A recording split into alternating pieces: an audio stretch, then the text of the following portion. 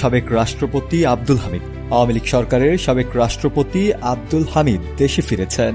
রবিবার ৮ মার্চ দিবাগত রাত ১:৩০টায় থাই এয়ারওয়েজের একটি ফ্লাইটে TG339-এ তিনি ঢাকায় আসেন। এ সময় ফ্লাইট থেকে হুইলচেয়ারে তাকে নামিয়ে আনা হয়। তার পরনে ছিল শার্ট ও লুঙ্গি।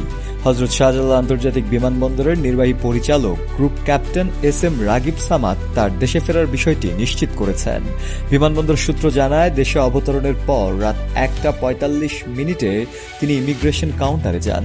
এর আগে ৮ মে গভীর রাতে থাই এয়ারওয়েজে TG340 নম্বর ফ্লাইটে চিকিৎসার জন্য ব্যাংককের উদ্দেশ্যে ঢাকা ছাড়েন আব্দুল হামিদ।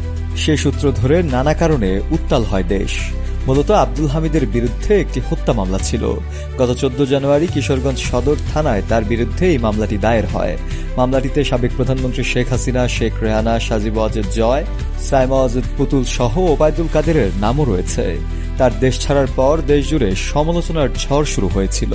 পরে দেশত্যাগের ঘটনার দায়িত্বে অবহেলার অভিযোগে ৩ পুলিশ কর্মকর্তার বিরুদ্ধে ব্যবস্থাও নেওয়া হয়েছিল সেদিন। সব মিলিয়ে মধ্যরাতে তার এই আকস্মিক দেশে ফেরার ব্যাপারটি আলোচনার কেন্দ্রবিন্দু হয়ে উঠেছে সোশ্যাল মিডিয়া সহ বিভিন্ন গণমাধ্যমের।